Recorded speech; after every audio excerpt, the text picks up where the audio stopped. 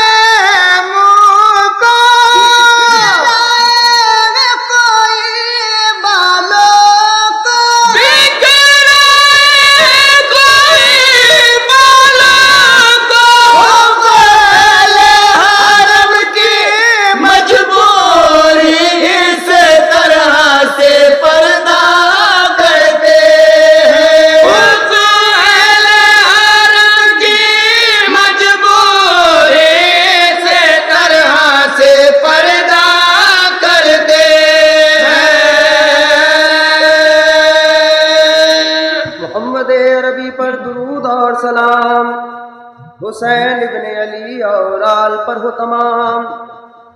خدا کے نور سے پیدا ہوئے یہ پانچوں تن، محمد و علی و فاطمہ حسین و حسن۔ حسن حسین پہ ہووے ہزار بار سلام، ہزار بار تو کیا بلکہ بے شمار سلام۔ درود پاک پڑھے بآواز بلند اللہ سیدنا مولانا محمد و آل محمد وبارک وسلم۔ صلو علیہ الصلاۃ والسلام علیک یا رسول اللہ، صلاۃ و سلام علیک یا حبیب اللہ۔ تو حضرات، جیسا کہ آپ کو علم ہے کہ یہ محفل مقدسہ 28 صفر المرجب یعنی کہ شہادت امام حسن علیہ السلام کے سلسلے میں منعقد کی گئی ہے، تو امام حسن علیہ السلام کے فضائل کا حصر و احاطہ غیر ممکن ہے۔ حسن دوسرے امام ہے، یہ دین میں زیب و زین ہے ان کا، کیا کہوں ان کے نام کی عظمت۔ چھوٹا بھائی حسین ہے ان کا، چھوٹا بھائی حسین ہے ان کا۔ تو حضرات، امام حسین علیہ السلام کے ہی ابھی تک انسان فضائل نہ جمع کر سکتا، تو حسن تو خود امام حسین کے بھی امام ہیں۔ اگر امام حسین، سوچیں آپ کے خواجہ معین الدین چشتی نے ارشاد فرمایا کہ شاست حسین، بادشاہ است حسین، دین است حسین، دی پناہ است حسین، سرداد نداد دست در دست یزید، حقا کے بنا لا الہ است حسین۔ کہ حسین شاہ ہے، حسین بادشاہ ہے، حسین دین ہے، حسین دین کی پناہ۔ اگر امام حسین علیہ السلام یہ تمام درجات اپنے پاس رکھتے ہیں تو اندازہ فرمائیے کہ حسن علیہ السلام ان کے بھی امام ہیں۔ اگر حسین شاہ ہے تو حسن شاہ کے امام ہے، حسین بادشاہ ہے تو حسن بادشاہ کے امام ہے، حسین دین ہے تو حسن دین کے بھی امام ہے، اور حسین اگر دی پناہ ہے تو حسن دی پناہ کے امام ہے۔ اب حضرات دیکھیے کہ امام حسین شاہ و بادشاہ، شاہ و بادشاہ آپ ایسے ہیں کہ ہزاروں یا کروڑوں آپ کے گدا و فقیر ہیں، اور دین و دی پناہ ایسے کہ جب دین مبین نے ہر طرف سے اذهبوا الی غیری کی آواز سن کر آپ کو پکارا، متوجہ کیا، اپنی طرف بلایا، المدد یا حسین، المدد یا حسین کا نعرہ لگایا، فریاد کی کہ آئیے اور اپنے گھر کی روایت دیرینہ کو پورا کیجئے، کیونکہ یہ آپ کی چوکٹ کا اقبال رہا ہے، آپ کے در کا قاعدہ ہے کہ گرتے ہوئے کو سنبھالا جائے، مظلوم کی فریاد سنی جائے، خاصار کو باوقار بنایا جائے۔ تو حسن عدل کے سید پیارے حسین کیسے نہ سنتے، کیوں کر نہ متوجہ ہوتے، آنکھیں بھر آئیں، دل اشکبار ہو گیا، بے ساختہ پکار اٹھتے ہیں کہ انا لہا سید و سلطان شاہ اسکیا، آپ سے ہے روئے ایما کی ضیا، سر کٹا کر آپ نے اے شاہ دین حق کو پھر سے ہے زندہ کی۔ تو یہ امام حسین علیہ السلام کے فضائل۔ دیکھیں حضرات، اگر آپ کتب تفاسیر اور احادیث کو دیکھتے ہیں تو ایسا معلوم ہوگا کہ جیسے دنیا و جہان کی تمام فضیلتیں جمع کر کے ان کو عطا فرماتی ہیں۔ اگر صرف لفاظی کی بات ہو تو میں یہ کہہ سکتا ہوں کہ انسان ضعیف البنیان کا کیا یارہ کہ اس بحر ذخار میں قدم رکھ سکتا، اور قلم و زبان کی کیا مجال کہ فضائل امام حسن علیہ السلام کے لکھ سکتے، یا یوں کہہ لیجئے کہ اگر تمام دریا بمنزلہ سیاہی کے ہو جائے۔ حالانکہ اگر آپ غور کریں، ریسرچ کریں تو اس دنیا میں اتنا پانی ہے، کہا جاتا ہے کہ زمین کے مطابق یہ اس پوری دنیا میں 75% صرف پانی ہے۔ تو اگر آپ تمام دریا ان سب کی سیاہی بنا لیں، اور جتنے پیڑ ہیں، جتنے درخت ہیں، ان سب کے قلم بنا لیے جائیں، زمین و آسمان کے 14 طبق اگر برف ٹھہرائے جائے، اور تمام انسان مل کر لکھنا چاہے، تمام جن اگر مل کر حساب کرے، تو بھی ہرگز امام حسن علیہ السلام کے فضائل نہیں لکھ سکتے۔ امام حسن کا وہ مرتبہ ہے، درگاہ احدیت میں کہہ لیں آپ یا امت مسلمہ کے درمیان، کہ جو انسان کی طاقت سے باہر ہے۔ انسان کیا ان کے فضائل لکھ سکتا ہے؟ اگر آپ کی صرف ایک خوبی کی بات کرے تو تمام رات گزر جائے، لیکن آپ کے فضائل کا حسن و احاطہ ہرگز نہ۔ اگر آپ کے علم کی بات کرے تو آپ سے بڑھ کر عالم کون ہو سکتا ہے؟ آپ کی سخاوت کی بات کرے تو سخی ایسے ہیں کہ خزانوں کے منہ کھول دیے ہیں۔ جب دیکھو سرکار میں اہل حاجت کا ہجوم ہے اور جود و عطا کی دھوم ہے۔ ہر پہر یا 8 پہر لنگر جاری ہے، جس کو دیکھو وہ ان کے در کا بھکاری ہے۔ تو ان کے مراتب کا اظہار غیر ممکن ہے اور ان کے مناسب کا اظہار محال ہے۔ لیکن ایک دن ایسا بھی آئے گا کہ جب ان کی شانہ عرفہ والا کے دیدار سے محبوں کو شادمانی اور منکروں کو پشیمانی حاصل ہوگی، کیونکہ کان کھول کر سن لے منکر کہ جو ان کی عزت اور ان کی عظمت کو نہ پہچانے وہ ہر حال میں سزا سے دو چار ہو۔ اور ہر دور میں ہر عہد میں یہ واقعہ گزرا بھی ہے کہ جنہوں نے ان کی محبت سے گریز کیا، جنہوں نے جو ان کی ولایت کا منکر ہوا، اس کا حال دیکھ لیں آپ کہ آج اس کا نام بھی لینے والا کوئی نہیں۔ حالانکہ دیکھیے امام حسن علیہ السلام کو اگر آپ کو پڑھنا ہے تو رسول پاک کو دیکھیں۔ حدیث میں آتا ہے کہ امام حسن علیہ السلام سر اقدس سے سینہ مبارک تک امام انبیاء یعنی جناب رسول خدا صلی اللہ علیہ وسلم کی مکمل ترین تصویر تھی۔ وہ شعر بڑا مشہور ہے کہ سب محمد ہے، محمد کے گھرانے والے نہ سمجھ آلے محمد کو سمجھتا کیا۔ اور یہ محض تمثیل کی بات نہیں کہ کسی نے مثال کے طور پر کہہ دیا ہو کہ امام حسن یا امام حسین اپنے نانا جان کی مکمل ترین تصویر تھے، بلکہ احادیث میں آتا ہے کہ امام حسن تو سر اقدس سے سینہ مبارک تک اور امام حسین سینہ مبارک سے پائے مبارک تک رسول پاک کی مکمل ترین تصویر تھے، ظاہر میں بھی اور باطن میں بھی۔ جو آپ کا ظاہر تھا وہ بھی رسول خدا کی طرح تھا، اور جو آپ کا باطن تھا، جو آپ کا کردار تھا، وہ بھی رسول خدا کی طرح تھا۔ تو حضرات توجہ فرمائے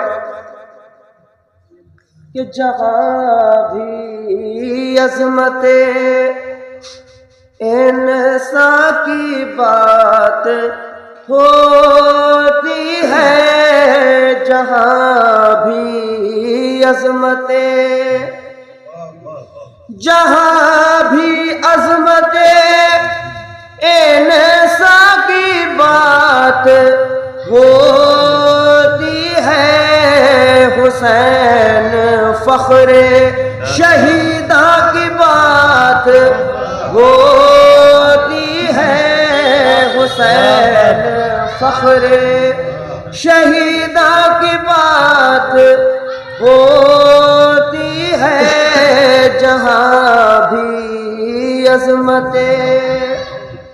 یہ شعر بھی بطور خاص حضرات کہ ہزار آئے زمانے میں محسن انسان، ہزار آئے زمانے میں محسن انسان، مگر حسین کے احسان کی بات ہوتی ہے، مگر حسین کے احسان کی بات ہوتی ہے، جہاں بھی عظمت۔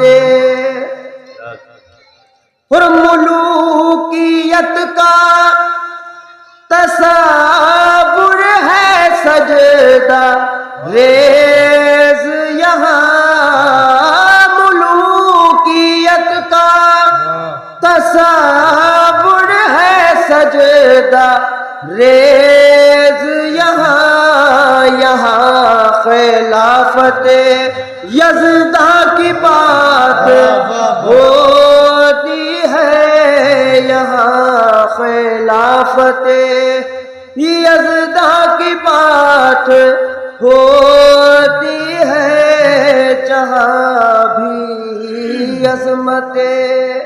درود پاک پڑھے بآواز بلند، اللہم صلی علی سیدنا مولانا محمد وآلہ وبارک وسلم، صلو علیہ الصلوۃ والسلام علیک یا رسول اللہ۔ دیکھیے حضرات یہ شعر ہے کہ ملوکیت کا تصور ہے سجدہ ریز یہاں، یہاں خلافت یزداں کی بات ہوتی ہے۔ اچھا، یہ شعر اسی رسول پاک صلی اللہ علیہ وسلم کی حدیث پر لکھا گیا ہے کہ جو آپ نے فرمایا کہ ہمارے بعد 30 سال تک خلافت راشدہ رہے گی، اس کے بعد بادشاہت آ جائے گی۔ تو شاعر نے بڑے خوبصورت انداز سے کہا کہ ملوکیت کا یہ جو ملوکیت ہے، بادشاہت ہے، ہم اس کو تسلیم نہیں کرتے۔ ہمارے لیے خلافت وہی تھی جو رسول پاک نے فرمائی، اور اسی خلافت میں امام حسن علیہ السلام کا نام بھی شامل ہے۔ آپ نے بھی تو خلافت کی ہے، لیکن لوگ اکثر اس بات کو بتانے سے کتراتے ہیں۔ امام حسن علیہ السلام نے جو خلافت کی ہے وہ 6 مہینے کی۔ مولا کائنات کے بعد جو خلیفہ ہوئے وہ امام حسن علیہ السلام ہوئے۔ آپ نے خلافت کو اس لیے چھوڑ دیا تاکہ امت محمدی میں تفرقہ نہ پھیلے۔ محمد عربی پر درود اور سلام، حسین ابن علی اور آل پر و تمام۔ بلندیوں پہ لکھا ہے خدا نے نام حسن، بلندیوں پہ لکھا ہے خدا نے نام حسن، بلندیوں پہ لکھا ہے خدا نے نام حسن،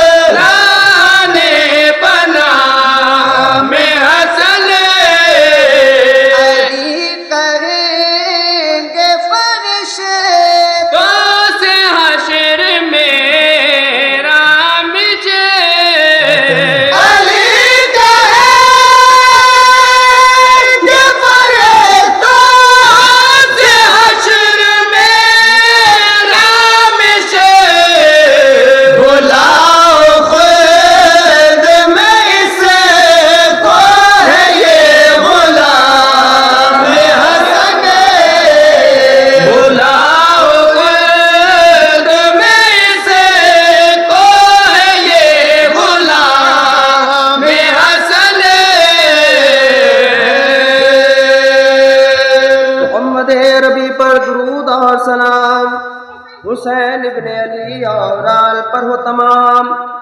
خدا کے نور سے پیدا ہوئے یہ پانچوں تن، محمد و علی و فاطمہ حسین و حسن.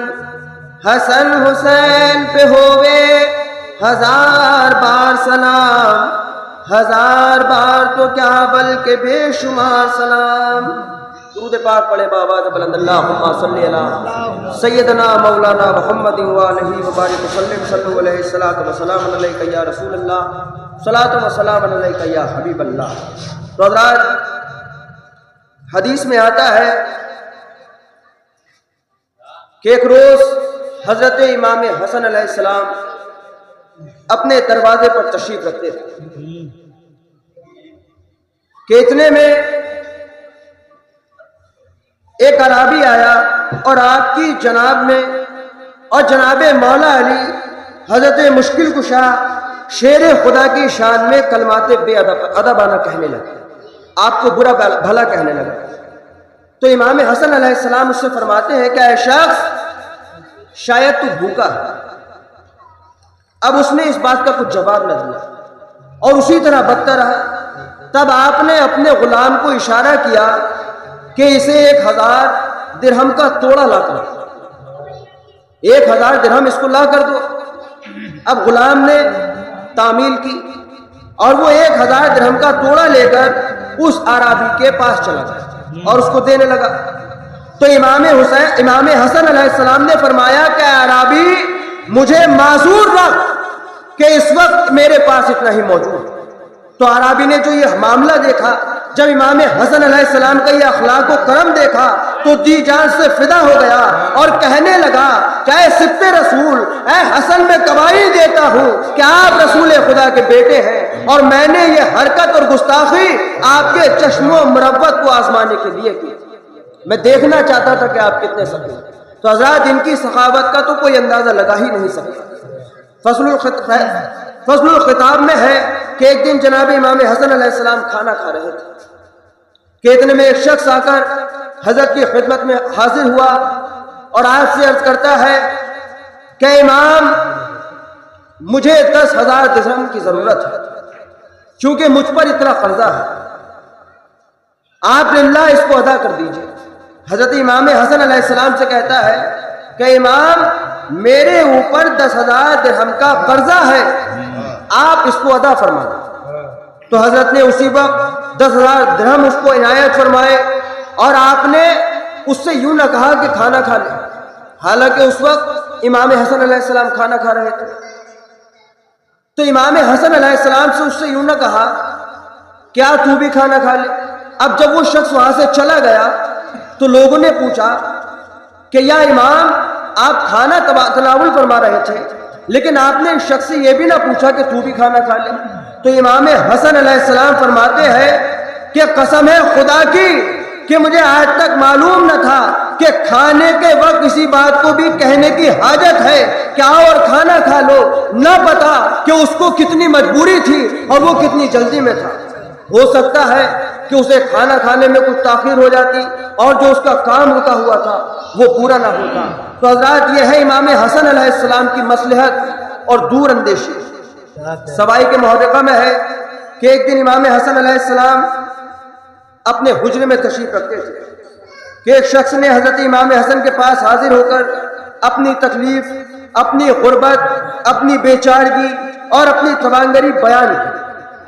تو آپ نے فرمایا کہ تیرا سوال بالکل حق ہے اور میرے نزدیک تجھ کو بہت کچھ دینا چاہیے، مگر میرا ہاتھ تیرے دینے سے عاجز ہے اور خدا کی راہ میں بہت کچھ دینا بھی تھوڑا ہے اور میرے پاس اتنا نہیں ہے کہ میں تیرے لائق دوں. لیکن اگر تو قبول کرے تو جو کچھ میرے پاس ہے اور اہتمام زائد کی تکلیف نہ دے تو میں تیری خدمت میں پیش کروں.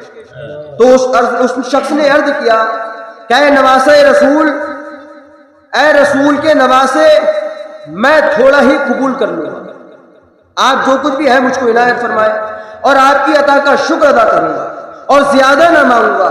پھر آپ نے اپنے وکیل کو بلایا اور جمع خرچ یعنی جو بھی آپ کے پاس تھا آپ نے وہ سب اس شخص کو عطا فرما دیا اور فرماتے ہیں کہ اے شخص، مجھے قسم ہے خدائے جلیل کی کہ میرے پاس اس وقت مال دنیا میں سے اس سے زیادہ کچھ نہیں ہے، اگر وہ ہوتا تو میں اللہ پاک کی راہ میں وہ بھی تجھ پر نثار کر دیتا، وہ بھی تجھے دے دیتا۔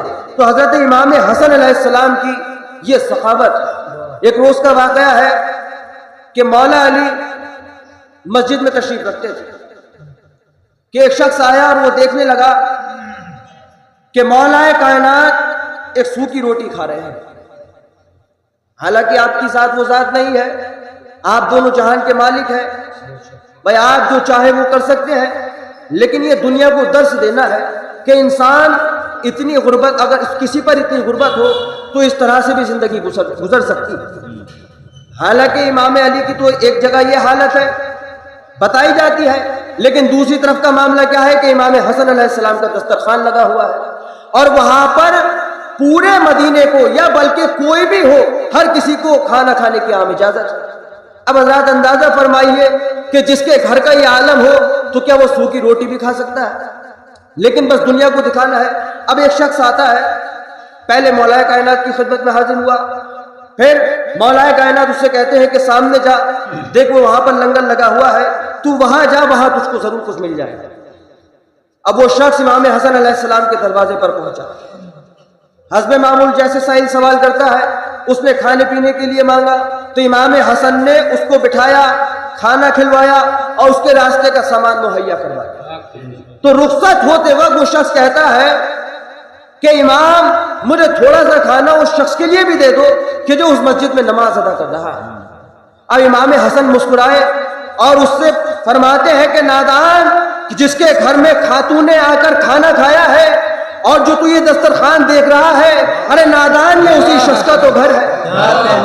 وہ حضرات یہ ہے امام حسن علیہ السلام کے فضل۔ ایک روز امام علی رضا علیہ السلام نے، سخاوت کی جب بات ہے تو امام رضا علیہ السلام پوچھتے ہیں ایک شخص سے کہ یہ بتا کہ حاتم طائی زیادہ سخی تھا یا علی زیادہ سخی؟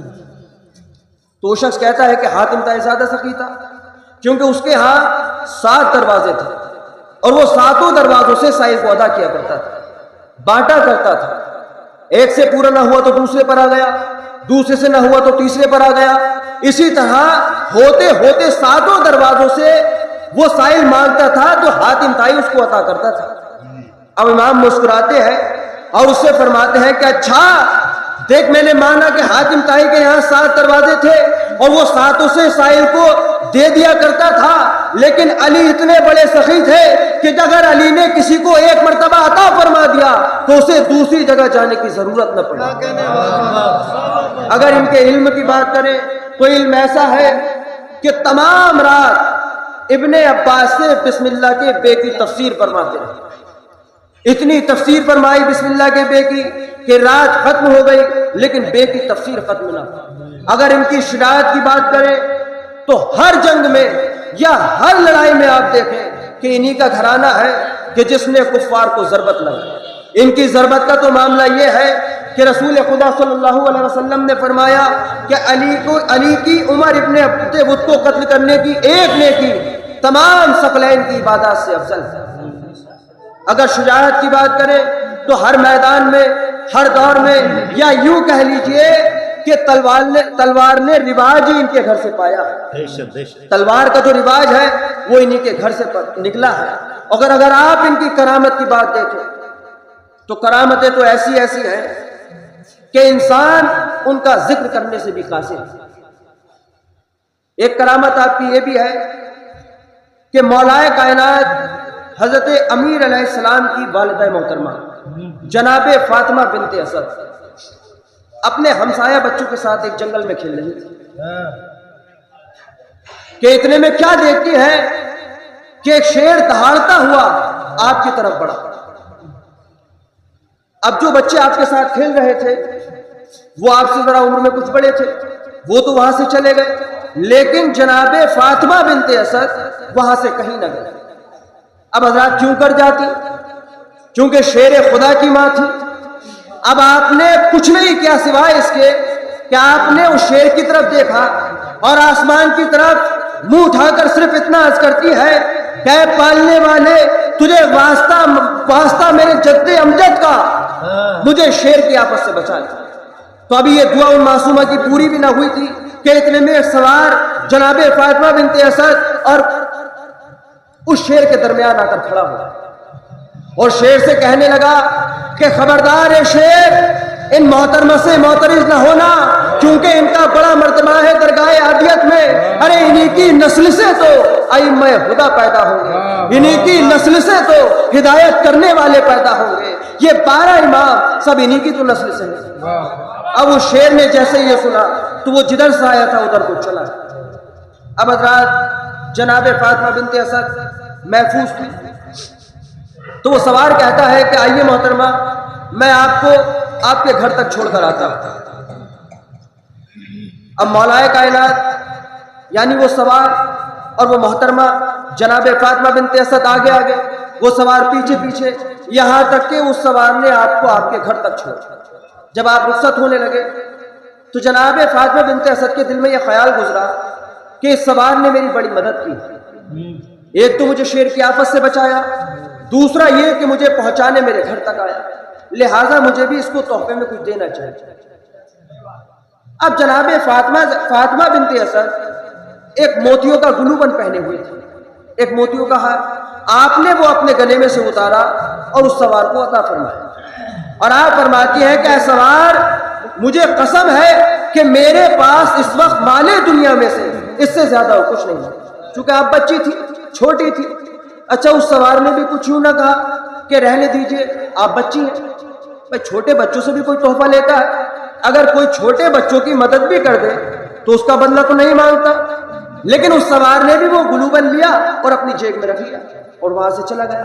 اب بعد ایک مدت کے حضرت فاطمہ بنت اسد کا عقد جناب ابو طالب علیہ السلام سے ہوتا ہے، یہاں تک کہ مولا کائنات پیدا ہوتے ہیں اور آپ سن بلوغ کو پہنچتے ہیں یا سن تمیز کو پہنچتے ہیں، جب یہ کہا جاتا ہے کہ بچے میں اب تمیز آتی ہے۔ حالانکہ حضرات ان کا تو وہ گھرانہ ہے کہ تمیز اگر کسی نے سیکھی ہے تو وہ ان کے گھرانے سے سیکھی۔ مولا کائنات پیدا ہوتے ہیں، اب آپ سن بلوغ کو پہنچتے ہیں، اب لوگوں میں یہ چرچا عام تھا کہ لوگ آپ کو مظہر العجائب والغرائب کہا کرتے تھے کہ عجیب و غریب چیزوں کو ظاہر کرنے والا۔ اب جناب فاطمہ بنت اسد نے سنا کہ علی کو لوگ مظہر العجائب والغرائب کہتے ہیں، تو ایک روز آپ نے مولا کائنات سے پوچھا کہ بیٹا یہ تو بتاؤ کہ لوگ تمہیں مظہر العجائب والغرائب کیوں کہتے ہیں؟ اب مولا کائنات نے اپنی جیب میں ہاتھ ڈالا، وہ گلوبند نکالا اور ماں کی خدمت میں پیش کرتے ہوئے عرض کرتے ہیں کہ صاحب اعجاز اس باعث سے یہ فرزند ہے، دیکھیے تو آپ اے مادر یہ گلوبند ہے۔ اب جیسے ہی حضرت فاطمہ بنت اسد نے وہ گلوبند دیکھا تو آپ نے فرمایا کہ بیٹا یہ تو وہی گلوبند ہے جو میں نے بچپن میں اس سوار کو دیا تھا کہ جس نے مجھے شیر کی آفت سے بچایا تھا۔ تو مولا کائنات فرماتے ہیں، اپنی ماں سے عرض کرتے ہیں کہ اے مادر گرامی آپ نے پہچانا نہیں، ارے وہ سوار میں ہی تو تھا، اور آپ کی امداد کے واسطے، آپ کی مدد کے واسطے اللہ پاک کی طرف سے بھیجا ہوا۔ تو حکم اللہ سے اعجاز دکھایا میں نے، نارے نمرود کو گلزار بنایا میں نے، راستہ خضر جو بھولے تو بتایا میں نے، ظلم فرعون کو موسیٰ سے چھڑایا میں نے، ارے جوڑے وہ میں نے جو شیشے کی طرح دل ٹوٹے، شاد یعقوب ہوئے قید سے یوسف چھوٹے۔ محمد عربی پر درود اور سلام، حسین ابن علی اور آل پر و تمام۔ خدا ہے مرتبہ ہے مرتضی ہے، خدا ہے مصطفیٰ ہے مرتضی ہے، خدا ہے مصطفیٰ ہے مرتضی ہے۔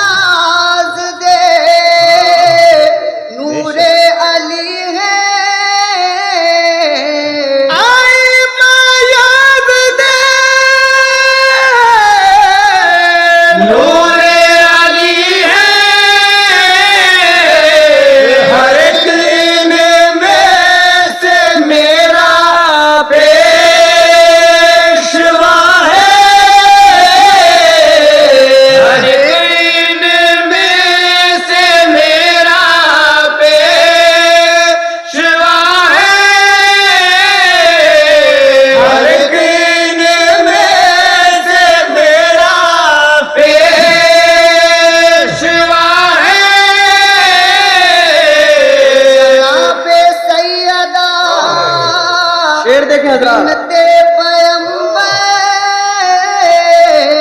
جناب سیدہ بنت پیغمبر رضا جو اس کا دائم کبریا ہے رضا جو اس کا دائم کبریا ہے رضا جو اس کا دائم کبریا ہے صحابہ دشمن یہ شعر بھی دیکھیں حضرات. تیرت نہیں ہے صحابہ دشمن تیرت نہیں ہے جو دشمن ہے صحابہ سے جدا ہے جو دشمن ہے صحابہ سے جدا ہے جو دشمن ہے صحابہ سے جدا ہے صحابہ غاصب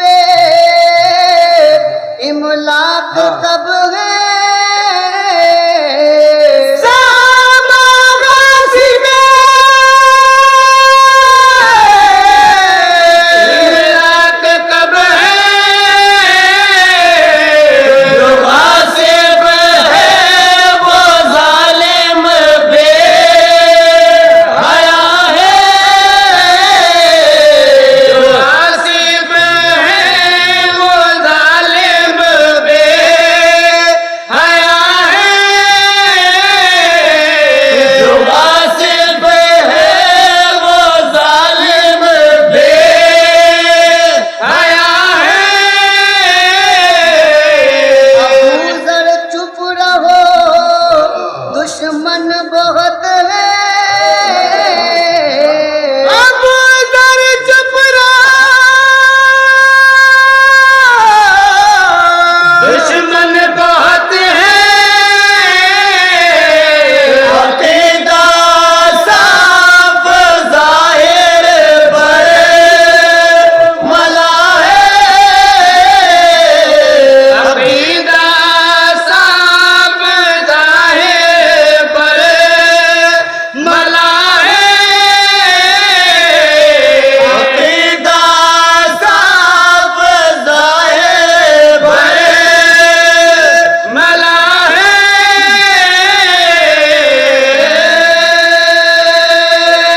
محمد ربی پر درود اور سلام. حسین ابن علی اور آل پر ہو تمام. خدا کے نور سے پیدا ہوئے یہ پانچوں تن. محمد و علی و فاطمہ حسین و حسن. حسن حسین پہ ہو بے ہزار بار سلام. ہزار بار تو کیا بلکہ بے شمار سلام. درود پاک پڑھے بآواز بلند اللہم صلی علی سیدنا مولانا محمد وآلہ وبارک وسلم. صلو علیہ الصلاۃ والسلام علیک یا رسول اللہ. صلاۃ و سلام علیک یا حبیب اللہ. تو حضرات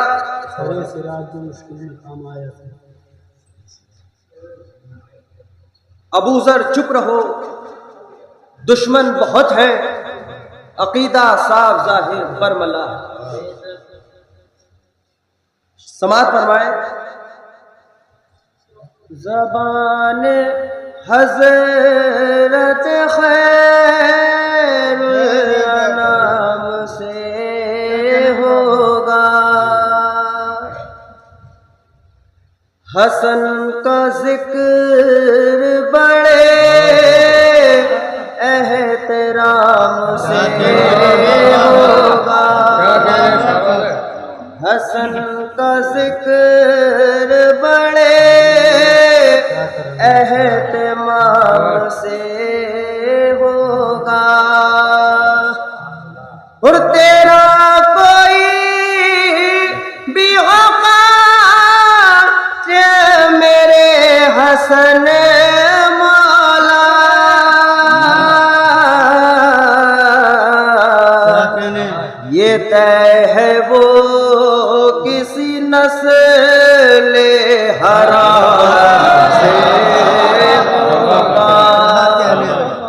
یہ طے ہے وہ کسی نسل حرام سے ہوگا۔ تو حضرات، ان کا دشمن جو بھی ہے، ظاہر سی بات ہے کہ وہ ولد الحرام۔ تو رسول خدا صلی اللہ علیہ وسلم کا ارشاد ہے کہ الحسن منی وانا من الحسن، کہ حسن مجھ سے ہے اور میں حسن سے ہوں۔ آپ نے فرمایا اپنے دونوں شہزادوں کے لیے، یہ دونوں میرے بیٹے ہیں اور یہ جنتی جوانوں کے سردار ہیں۔ جس نے تکلیف پہنچائی میرے ان شہزادوں کو، اس نے تکلیف پہنچائی مجھے، یعنی جس نے ان کو ایذا دی اس نے ہمیں ایذا دی، جس نے ان کے ساتھ صلح رکھی اس نے ہمارے ساتھ صلح رکھی، جس نے ان کو غضبناک کیا اس نے ہمیں غضبناک کیا، اور جس نے ان سے محبت کی اس نے ہم سے محبت کی۔ یعنی ان کی محبت ہی محبت رسول ہے، ان سے محبت کرنا رسول پاک کے حکم کی تعمیل کرنا ہے۔ اور قرآن کہتا ہے کہ من یطیع الرسول فقد اطاع اللہ، کہ جس نے اطاعت کی میرے حبیب کی اس نے اطاعت کی میری۔ یعنی رسول کی اطاعت کا مطلب رسول کی محبت، رسول کے حکم کی تعمیل کرنا، یہ رسول پاک کے حکم کی فرما برداری کرنا۔ تو حضرات، اب رسول پاک کا فرمان ہے کہ جس نے میرے ان بیٹوں کو تکلیف دی اس نے مجھے تکلیف دی۔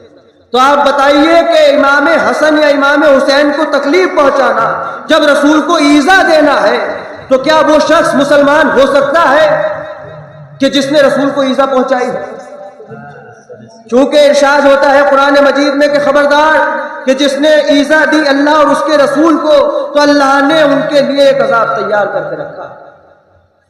تو حضرات، رسول خدا صلی اللہ علیہ وسلم بارگاہ خدا بندی میں عرض کرتے ہیں کہ یا اللہ، یہ میری اہل بیت ہے، یہ چاروں نفوس قدسیہ، یعنی مولائے کائنات حضرت علی علیہ السلام، حضرت جناب فاطمہ زہرا، حضرت امام حسن اور امام حسین علیہ السلام، یہ میری اہل بیت ہے، تو ان سے ہر آلودگی کو، ہر ناپاکی کو دور کر کے انہیں خوب پاکیزہ کر۔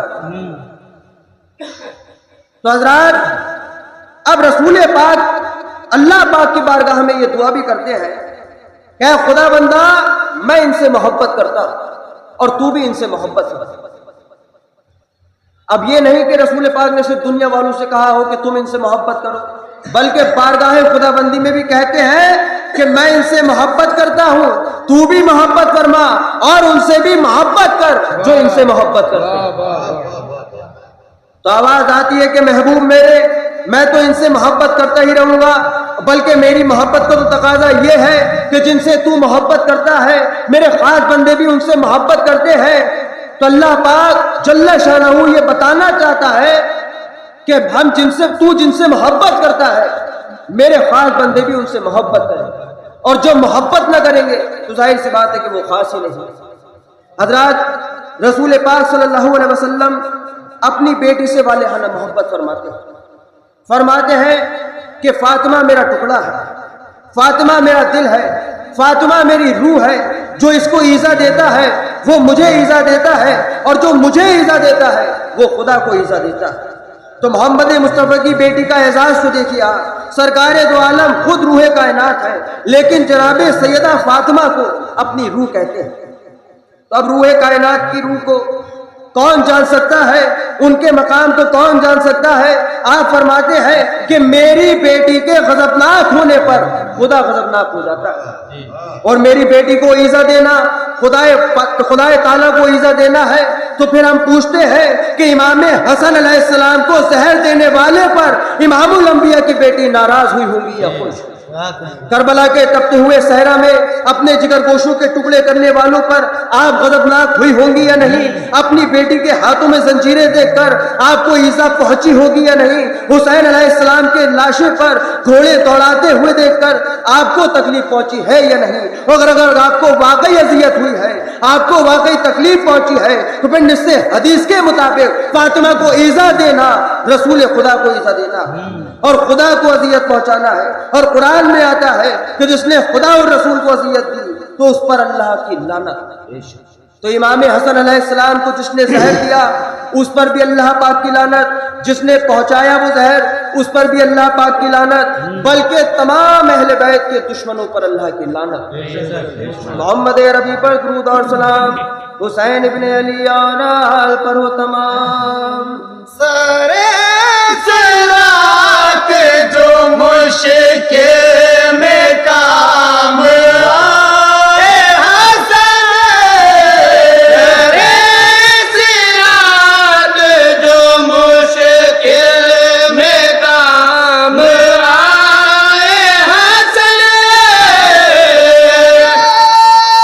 سرات جو مشکل میں کام آئے حسن، سارے سراک جو مشکل میں کام آئے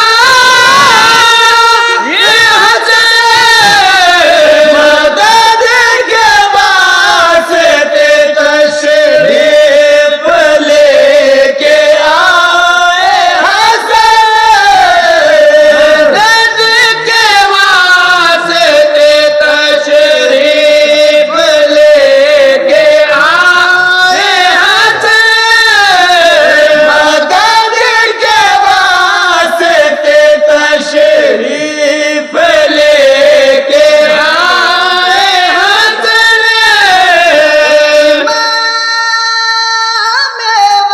وقت جو تشریف لے کے آئے حسن، امام وقت جو تشریف لے کے آئے حسن، باقی میں روزہ انور تیرا بنائے حسن، باقی میں روزہ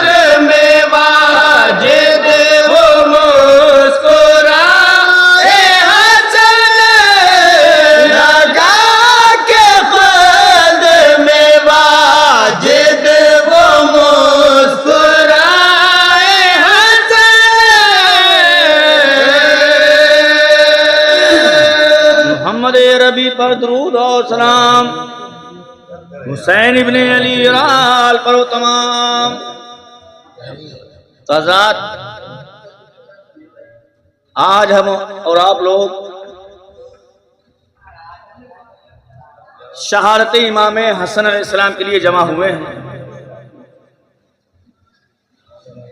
جہاں تک حضرت امام حسن کی بات ہے تو جب آپ امام حسن اور امام حسین کے فضائل دیکھیں گے تو زیادہ تر رسول پاک نے دونوں کے لیے ہی حدیثیں بیان کی ہیں. مثلا جیسے آپ نے فرمایا کہ حسن و حسین جنتی جوانوں کے سردار ہیں، اسی طرح سے جہاں بھی فضائل ملتے ہیں وہ جمع فضائل ملتے ہیں. امام حسن کے بارے میں ہے کہ آپ سر مبارک سے سینہ مبارک تک رسول پاک کی مکمل تشبیہ تھی، اور امام حسین سینہ مبارک سے پاؤں تک رسول پاک کی مکمل تشبیہ تھی. گویا کہ دونوں صاحبزادوں کو، دونوں شہزادوں کو اگر کھڑا کر دیا جائے تو رسول پاک کی مکمل تصویر بنتی تھی. تو کسی شاعر نے کیا خوب کہا ہے کہ حسن کو بادشاہ خاص و عام کہتے ہیں،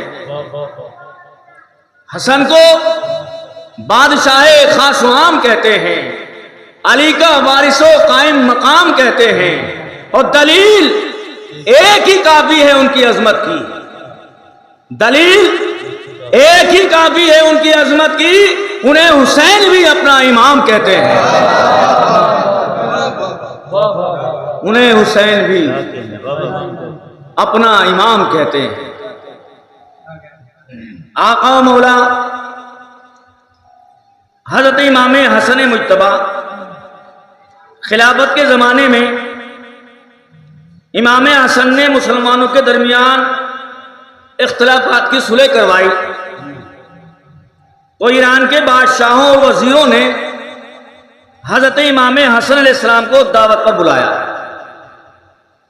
آپ علیہ السلام نے دعوت قبول کر لی، لہذا ایران میں اعلان کر دیا گیا کہ نواسہ رسول حضرت امام حسن علیہ السلام تشریف لا رہے ہیں. ایران میں مولائے کائنات کے ماننے والے بہت زیادہ تھے، آج بھی ہیں. آپ حضرت سماعت فرمائے واقعہ. عاشق بہت زیادہ تھے ایران میں مولائے کائنات کے. جب انہوں نے سنا کہ ہمارے مولا کا فرزند یعنی امام حسن علیہ السلام تشریف لا رہے ہیں تو وہ سب دوڑے. کوئی کہتا تھا میں یہ تحفہ پیش کروں گا، کوئی کہتا تھا میں وہ تحفہ پیش کروں گا. ان سب میں ایک موچی تھا، بڑا غریب. موچی نے آسمان کی طرف دیکھا اور رونے لگا.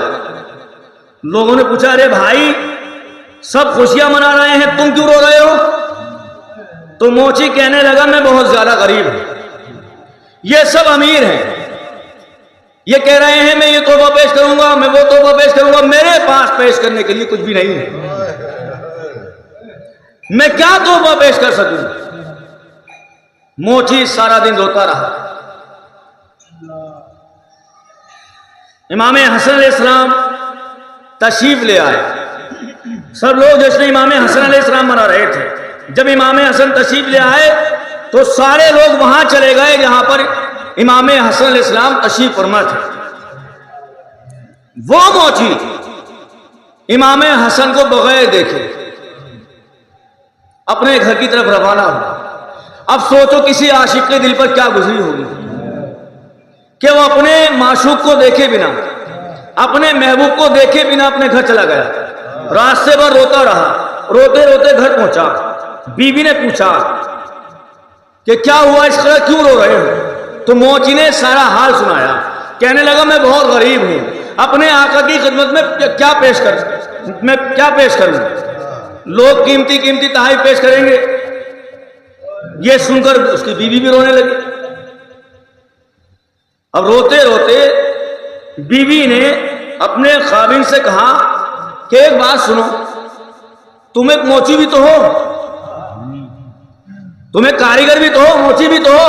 तुम एक काम करो, इमाम हसन के लिए एक नाले मुबारक बनाओ, जूतियां बनाओ। अब मोची की खुशी का ठिकाना न रहा। मोची ने सोचा ये तो मैंने सोचा ही नहीं था। मोची उठा तो सारी रात जागकर नाले ने मुबारक बनाई। सुबह सवेरे जब नाले ने मुबारक बनाकर आप अलैहिस्सलाम को तोहफा देने के लिए निकला तो बीवी ने पीछे से आवाज दी, रुको। मोची रुक गया। बीवी ने मोची से, आप इश्क देखें, बीवी ने मोची से नाले ने मुबारक लेकर मदीने की तरफ मुंह करके कहने लगी कि या सैयदा फातिमा ज़हरा, हम बहुत गरीब हैं, हमारे पास इस तोहफे के सिवा तुम्हें देने के लिए कुछ नहीं है। बीवी ने मोची से कहा कि नाले ने मुबारक को ऐसे हम पकड़कर न ले जाना। मोची की बीवी ने अपना दुपट्टा उतारा और नाले ने मुबारक उसमें लपेट कर कहने लगी कि इन नाले ने मुबारक को अपने सीने से लगा कर लेकर जाना। अब आप देखें इज्जत और एहतराम। अभी इमाम हसन ने नाले ने मुबारक पहनी नहीं है, लेकिन निस्बत हो गई इमाम हसन से, तो उसका एहतराम इतना बढ़ गया कि मोची को कह रही है कि अपने सीने से लगा कर लेकर जाना। तो हम यही तो कहते हैं कि हम क्या कहते हैं कि ताजिया जो है इमाम हुसैन का रोजा है, हम तो ये कहते हैं कि इसकी निस्बत इमाम हुसैन से है। भाई जिसकी निस्बत हो जाती है वो फिर बेमिसाल हो जाती है। अगर किसी शे की भी निस्बत रसूल पाक से या उनकी आल से हो जाए तो वो बेमिसाल हो जाती है। वरना दुनिया में पत्थर और भी हैं, लेकिन हजर अस्वद को ही क्यों चूमा जाता है? इसलिए कि रसूल पाक ने उसे चूमा था, निस्बत हो गई। लिहाजा बीवी ने कहा कि इन नाले ने मुबारक को अपने सीने से लगाकर लेकर जाना। मोची की बीवी ने अपना दुपट्टा उतार कर लपेट कर दिया। मोची ने नाले ने मुबारक उठाकर सीने से लगाए हुए मजमे में पहुंचा। सब लोग इमाम हसन अलैहिस्सलाम को देख रहे थे। ईरान के बादशाह ने 5000 सिक्के आप अलैहिस्सलाम को तोहफे में पेश किए। वो इमाम हसन के सामने पड़े थे। मोची भी उस मजमे में शाम को तोहफा देने के लिए आगे बढ़ा, मगर लोगों ने गरीबी की वजह से उसको पीछे धकेल दिया। जहां जूतियां रखी थी वहां धकेल दिया, मोची वहीं बैठ गया। मोची नाले ने मुबारक को चूमने लगा। कभी रोकर आसमान की तरफ देखता तो कभी इमाम हसन के चेहरे अनवर को देखता। इधर गमजदों के हाल जानने वालों को खबर हो गई। इमाम हसन ने अचानक मजमे में खड़े होकर उंगली का इशारा किया। आपने उठकर फरमाया, है शख्स तुम इधर आओ। हम मोची ने देखा कि इमाम हसन की उंगली का इशारा तो मेरी तरफ। मारे खुशी के उठा और इमाम हसन के कदमों में गिर पड़ा। अर्ज करने लगा, हुजूर मैं बहुत गरीब हूँ, ये सब अमीर लोग हैं, मेरे पास इस नाले ने मुबारक के सिवा आपके लिए कुछ नहीं है। इमाम हसन रोने लगे और फरमाया कि हम अहले बैत में नियत देखी जाती है, दौलत नहीं।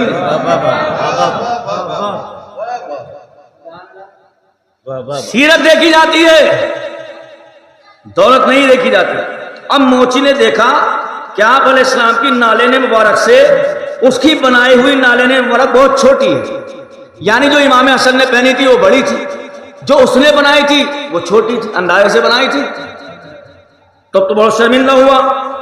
अर्ज करने लगा कि नवासे रसूल, मेरी बनाई हुई नाले ने मुबारक बहुत छोटी है और आपने जो पहन रखी है वो बहुत बड़ी है। अगर आप इस नाले ने मुबारक को इस्तेमाल करेंगे तो आपके पांव पर जख्म हो जाएंगे। तो इमाम हसन अलैहिस्सलाम ने फरमाया, ऐ शख्स मैं तुम्हारा दिल देखूं या अपने जख्म देखूं? میں تمہاری محبت دیکھوں یا اپنے زخم دیکھوں؟ کیا بابا یہ وہی گھرانہ ہے. رمضان کا مہینہ تھا. خواجہ غریب نواز بیٹھے ہوئے تھے اپنے مریدوں کے پاس. ایک غیر مسلم عورت شربت بنا کر لائی اور باادب ہو کر بیٹھ گئی اور کہنے لگی, آپ بتا دیجیے ادھر توجہ فرمائیں, کہنے لگی حضرت میں نے بڑی محبت سے بڑی عقیدت سے آپ کے لیے شربت بنایا ہے, اسے تناول فرما لیں. خواجہ غریب نواز نے وہ شربت لیا اور پی گئے. اب آس پاس جو مرید بیٹھے ہوئے تھے سوچنے لگے آج حضرت کا روزہ نہیں ہے. ایک مرید نے سوال کیا, حضرت کیا آج آپ کا روزہ نہیں ہے؟ تو خواجہ غریب نواز نے فرمایا کیوں نہیں, میرا روزہ ہے. تو عرض کرنے لگا حضرت آپ نے شربت کیوں پی لیا؟ تو آپ نے ارشاد فرمایا کہ روزہ اگر قضا ہو جائے تو اس کی قضا ہے, لیکن اگر اس عورت کا دل ٹوٹ جاتا تو اس کی قضا میں کہاں سے لا کر آتا؟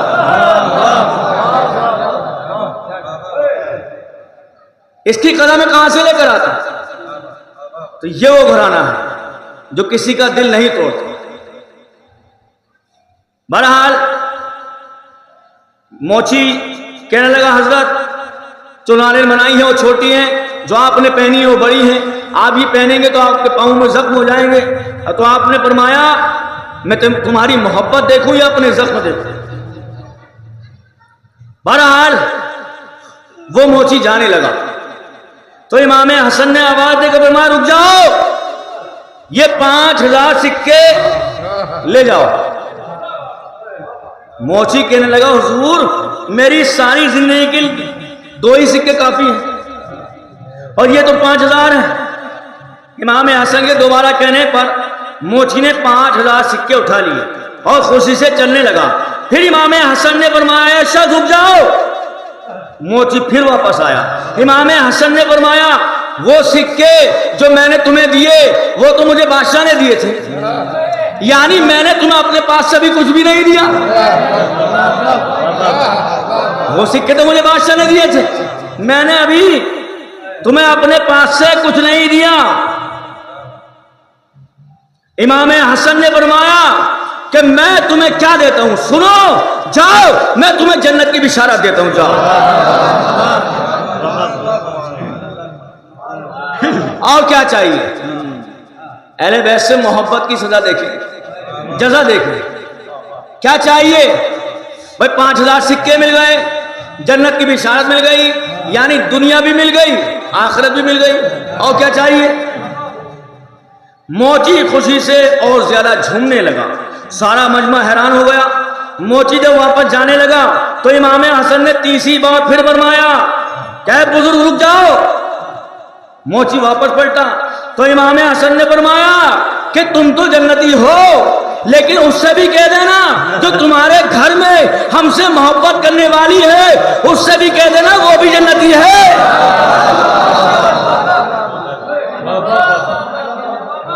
یعنی خود کو بھی جنت کی بشارت, بیوی کو بھی جنت کی بشارت, 5000 سکے. اہل بیت سے محبت کی جزا دیکھیں آپ. کیا اب تو موچی کی خوشی کی انتہا نہ رہی.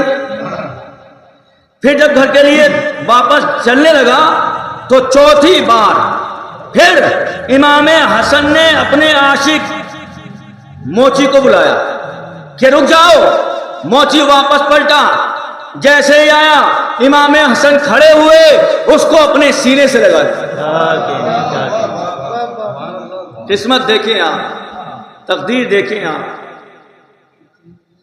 امام حسن نے اپنے عاشق کو سینے سے لگا لیا. ادھر سارا مجمع جو پیچھے دھکیل رہا تھا موچی کی قسمت پر اش اش کرنے لگا. اللہ کی قسم کائنات میں مولا حسن جتنا سخی کوئی نہیں تھا. یہ کس کے بیٹے تھے؟ اس کے بیٹے تھے جس نے کہا تھا, کسی نے پوچھا علی تمہیں دنیا میں کچھ افسوس ہے؟ تو آپ نے فرمایا مجھے 2 باتوں کا افسوس رہا. پوچھا کیا؟ آپ نے فرمایا جتنا میں سخی تھا اتنا کسی نے لیا نہیں, اور جتنا مجھے علم تھا اتنا کسی نے پوچھا ہی نہیں.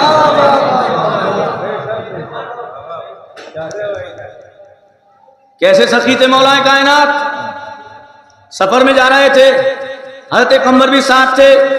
ایک سائل آیا, کہنے لگا یا علی ایک روٹی کا سوال ہے. مولا علی نے قمر سے فرمایا قمر سائل کو ایک روٹی دو. تو قمر نے عرض کیا مولا روٹی تو اونٹ پر بندھی ہوئی ہے. فرمایا پورا اونٹ دے دو. عرض کیا مولا اونٹ تو قطار میں ہے. فرمایا پوری قطار ہی دے دو. اتنا سن کر حضرت قمر اونٹوں کی رسی چھوڑ کر وہاں چھوڑ کر ایک طرف جلدی سے کھڑے ہو گئے.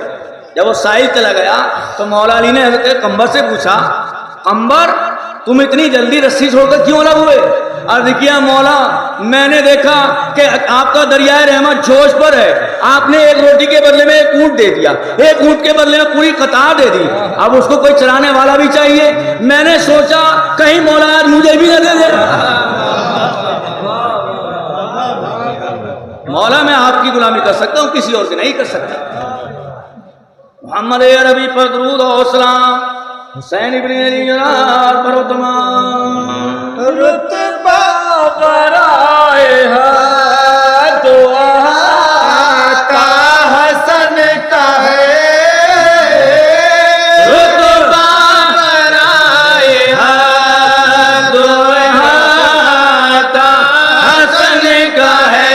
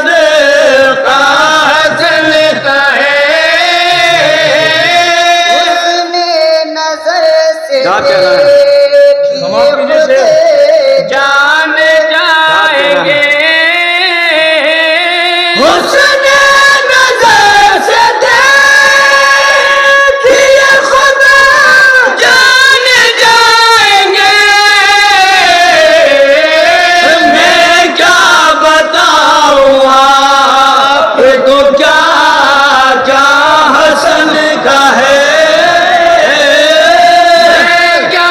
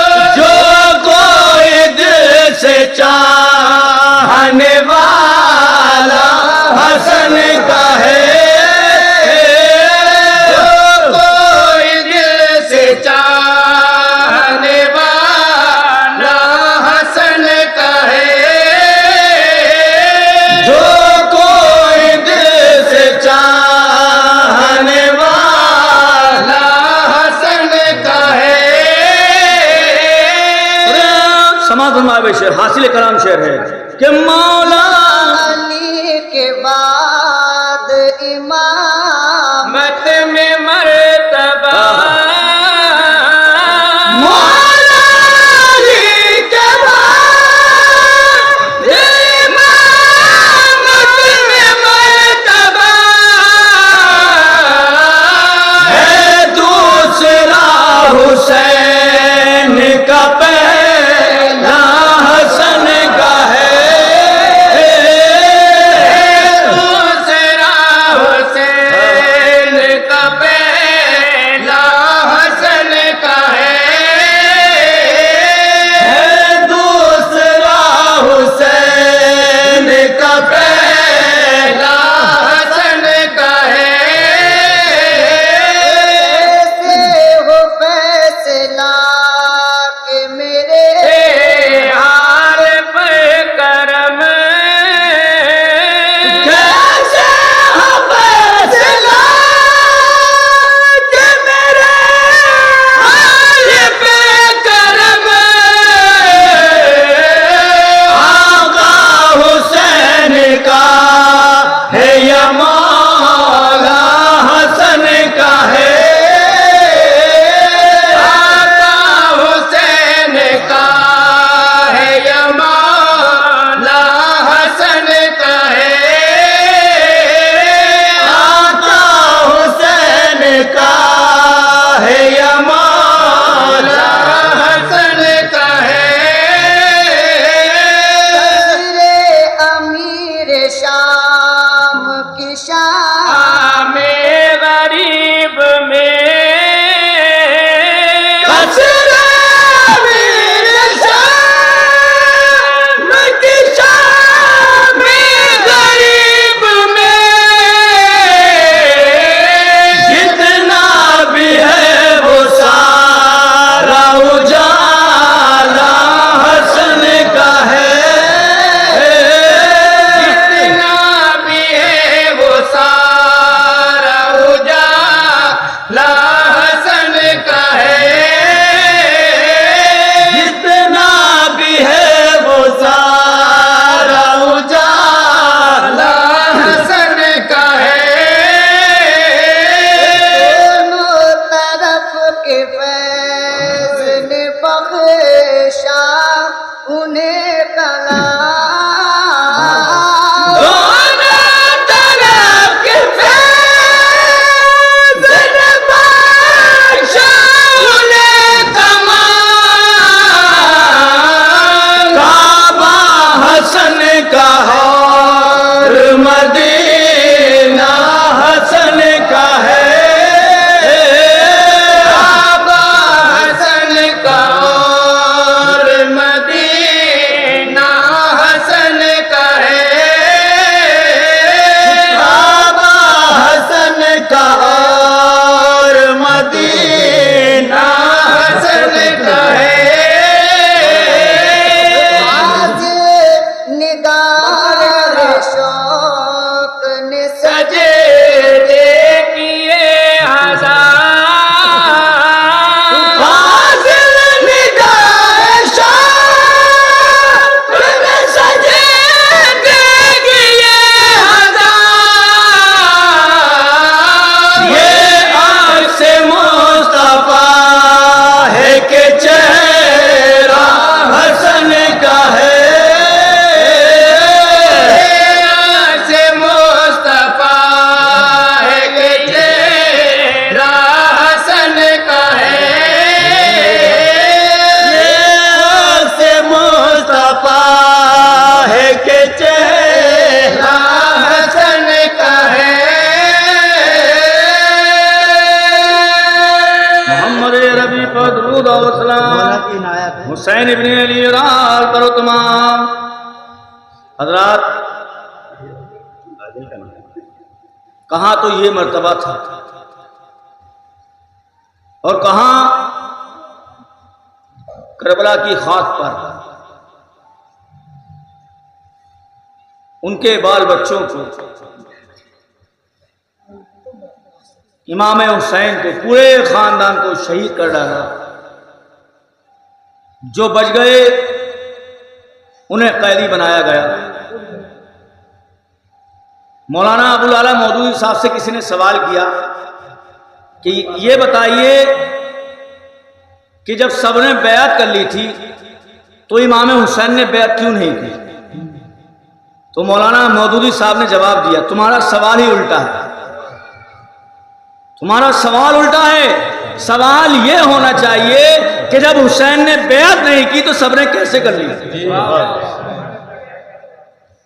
جب نبی کا نواسہ موجود ہے، بیٹا موجود ہے، جب اس نے بیعت نہیں کی تو سب نے کیوں کر لی؟ بہرحال جس کا جتنا بڑا مرتبہ ہوتا ہے اس کا اتنا ہی بڑا امتحان بھی ہوتا ہے، یہ قرآن کہتا ہے۔ تو جس نے بچایا خلق کو دوزخ کی آگ سے، افسوس اس کی آل کے خیمے بھی جل گئے۔ ادھر گلستان فاطمہ کا ایک ایک پھول بکھر چکا ہے اور ادھر یزیدی جشن فتح منا رہے ہیں۔ آفتاب کی تمازت بھی کم ہوتی جا رہی ہے اور شام غریبہ بھی نزدیک آتی جا رہی ہے۔ آگ برسانے والی دھوپ بھی غم حسین میں افسودہ ہو کر زرد ہو چکی ہے۔ آتی جو دھوپ کی تھی وہ افسودہ ہو گئی، لاشوں کا بوجھ تھا کہ زمین مردہ ہو گئی۔ جناب زینب بھائی کی لاش کو کپڑے سے ڈھانپ کر خیموں میں واپس آ گئی۔ ازواج حسین کا جو حال ہوا وہ بیان سے باہر ہے۔ جن کا سہاگ اجڑ جائے، جن کی تمناؤں کا خون ہو جائے، جن کے بیٹے خاک کی ڈھیری بن جائیں، جن کے شیر خواروں کے جھولے خالی ہو جائیں، جن کی ہری بھری گود خالی ہو جائے، جن کے سر کی ردا چھن جائے، ان کا درد کون بیان کر سکتا ہے؟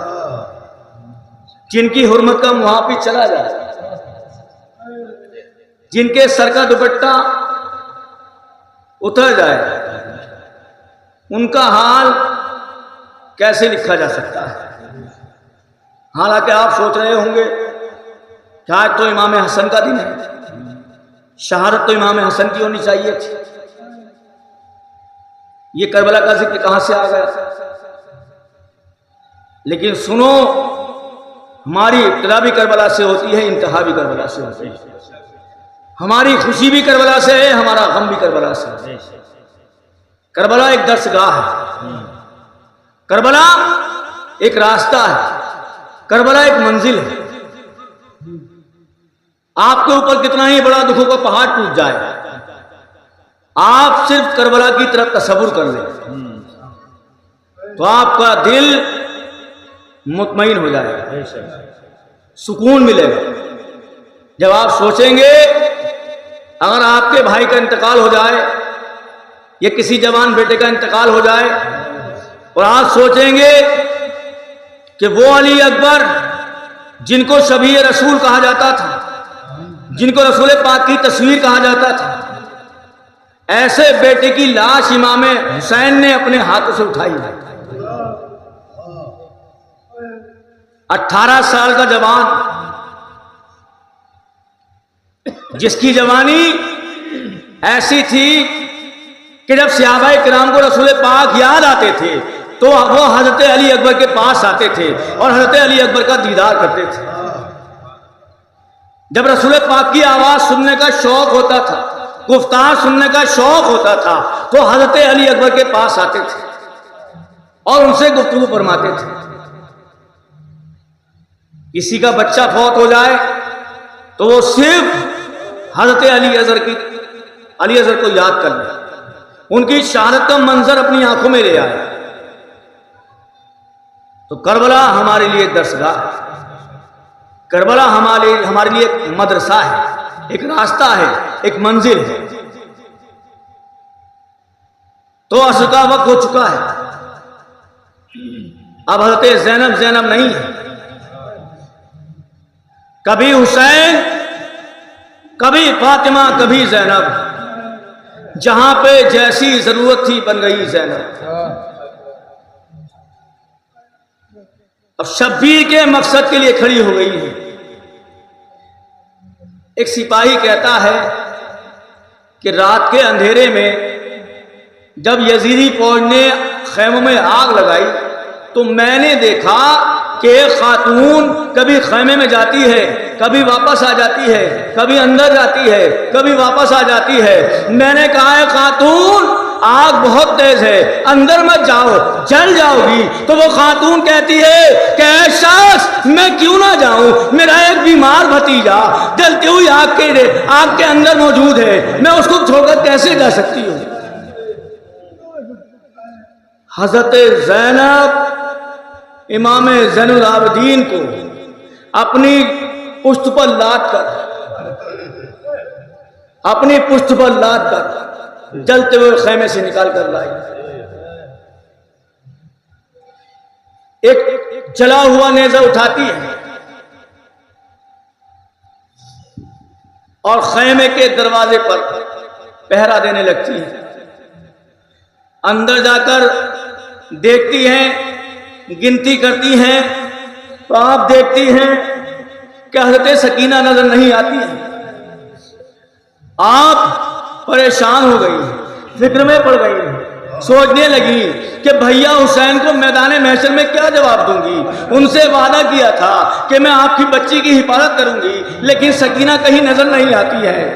آواز دیتی ہے سکینہ سکینہ، جب آواز نہیں آتی ہے تو میدان کی طرف، مقتل کی طرف دوڑ پڑتی ہے اور سکینہ سکینہ کہہ کر آواز دیتی ہے۔ اتنے میں کیا دیکھتی ہے کہ ایک گڈھا ہے، اس گڈھے میں ایک لاش بے سر سے لپٹی ہوئی سکینہ رو رہی ہے، فریاد کر رہی ہے۔ حضرت زینب نے حضرت سکینہ کو اٹھایا، پوچھا بیٹی سکینہ یہاں کیوں پڑی ہو اور یہ کس کی لاش ہے؟ عرض کیا بوبی جان یہ میرے بابا کی لاش ہے۔ پوچھا بیٹی سکینہ تمہیں کیسے پتا چلا کہ لاش تمہارے بابا کی ہے؟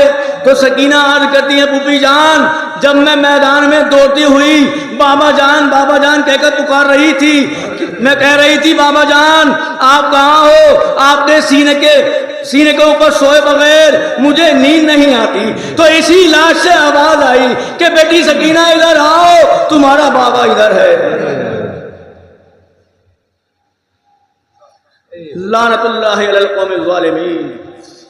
محمد ربی پر درود و سلام، حسین ابن علی رال پر تمام۔ تیرے دکھ تیرے غم کو نہ جانا، کتنا بے درد تھا وہ زمانہ، دکھ تیرے غم کو نہ جانا، کتنا بے درد تھا وہ زمانہ، ماں بالا نے فاطمہ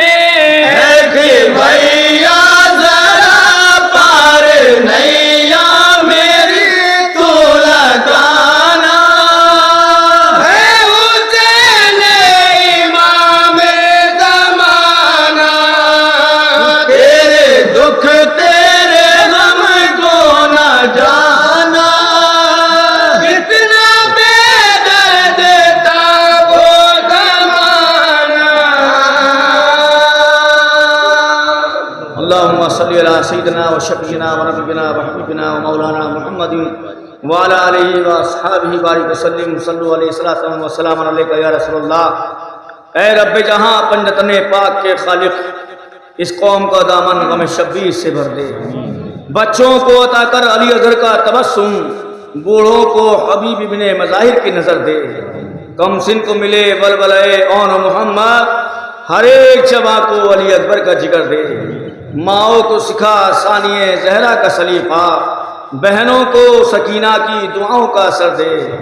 مولا تجھے بیماری عابد کی قسم ہے، بیمار کی راتوں کو شفا یاب سحر دے، مفلس پہ زر و لال و جواہر کی ہو بارش، مقروض کا ہر قرض ادا غیب سے کر دے، جو دین کے کام آئے وہ اولاد عطا کر، جو مجلس شبیر کی خاطر ہو وہ گھر دے، جو مائیں بھی روتی ہیں بیاد علی اصغر، ان ماؤں کی آغوش کو اولاد سے بھر دے، غم کوئی نہ دے ہم کو سوائے غم شبیر، شبیر کا غم بانٹ رہا ہے تو ادھر دے، لی خمسۃ فی بہا حر البائل حاتمہ المصطفیٰ والمرتضیٰ وابناہما والفاطمہ، جب دمے واپسی ہوں یا اللہ لب ہو لا الہ الا اللہ محمد رسول اللہ صلی اللہ علیہ وسلم۔